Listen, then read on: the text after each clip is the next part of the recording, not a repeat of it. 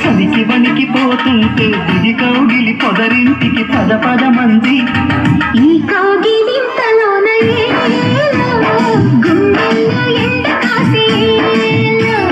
పైన మబ్బు ఉరిమింది పడుచు జింక బెదిరింది పలవేయక సెలయేరై పెనవేసింది అరే చినుక